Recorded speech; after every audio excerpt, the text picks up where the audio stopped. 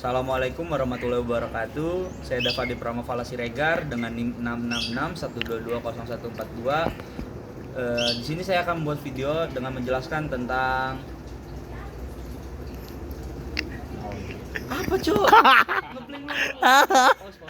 Assalamualaikum warahmatullahi wabarakatuh. Saya Davadi Pramawala Siregar dengan NIM 66612204142. Di sini saya akan menjelaskan tentang Palang Merah Indonesia. Yang pertama, visi misi Palang Merah Indonesia. Visinya itu menjadi organisasi kemanusiaan yang sigap, inovatif, akuntabel, profesional, dan dicintai masyarakat. Misinya sendiri yaitu memelihara reputasi organisasi PMI di tingkat nasional dan internasional, menjadi organisasi kemanusiaan terdepan yang memberikan layanan berkualitas kepada masyarakat, kemudian meningkatkan integritas dan kemandirian organisasi melalui kerjasama strategis yang berkeseimbangan dengan pemerintah, swasta, mitra gerakan masyarakat, dan pemangku kepentingan lainnya. Kemudian ada tujuannya, yaitu memelihara reputasi dan meningkatkan akuntabilitas PMI sebagai organisasi kemanusiaan di tingkat nasional maupun internasional. Sasarannya yaitu penanganan bencana diberikan dengan memberikan pertolongan dan bantuan kepada korban bencana alam, memberikan pelayanan kesehatan terhadap masyarakat, pelayanan transfusi darah, dan melakukan pembinaan relawan. Untuk sasaran sendiri udah sesuai SMART, yaitu spesifik, measurable, achieve, reasonable, dan time bound. Kemudian saya akan menjelaskan tentang IFAS dan EFAS-nya. Yang pertama itu IFAS. IFAS sendiri ada kekuatan atau strength, bobot, ada bobot, rating, skor, dan keterangannya. Yang pertama ada strength atau kekuatan. Yang pertama itu organisasi sosial kemanusiaan terbesar di Indonesia. Bobotnya itu 0,10, ratingnya 4, skornya 0,4. Yang kedua ada SDM, memiliki latar belakang profesional. Bobotnya itu 0,15, ratingnya itu 3, dan skornya itu 0,45. Kapasitas memadai di bidang tanggap darurat bencana. Bobotnya 0,15, ratingnya 4, dan skornya 0,6. Yang keempat ada SOP yang ketat, yaitu bobot, rating, skornya itu bobotnya 0,15, ratingnya 3, dan skornya 0,45. Jadi keseluruhannya itu bobotnya 0,55 dan ratingnya 1,9. Kemudian ada kelemahan atau weakness. Ada 4, yaitu tata laksana belum berfungsi dengan baik, kapasitas SDM belum merata, meliputi sarana prasarana dan dana, kapasitas operasi penanganan bencana dan kesehatan belum merata, dan kualitas dan kuantitas transfusi darah. Total keseluruhan skornya itu bobotnya 0,45 dan skornya 0,9. Jadi totalnya itu 1,0 dan 2,8. Yang kedua ada faktor strategi eksternal atau IFAS. Ada opportunities yang pertama, landasan hukum yang kuat, tingkat kepercayaan masyarakat tinggi, minat masyarakat menjadi relawan tinggi, dan kemungkinan untuk mengakses dana desa untuk kegiatan masyarakat. Bobotnya itu 0,5 totalnya ya, dan skornya itu 1,75. Kemudian ada threats atau ancaman.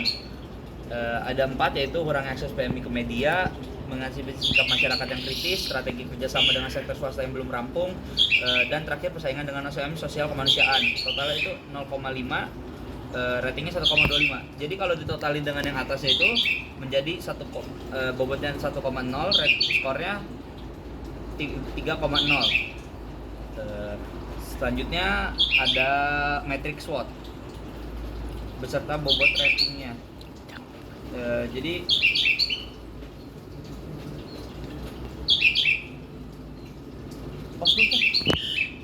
kemudian ada bobot rating dan skornya, yaitu strategi, bobot, rating, skor. Yang pertama ada strength, yaitu ada 4, yaitu mengadakan bimbingan teknis dan seminar, merekrut masyarakat yang memiliki tekad kuat, melakukan studi banding kepada OSM, dan menggunakan e-budgeting untuk menghitung anggaran.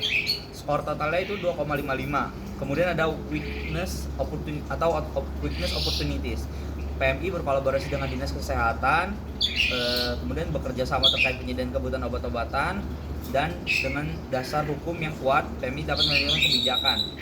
Total skornya itu 2,30.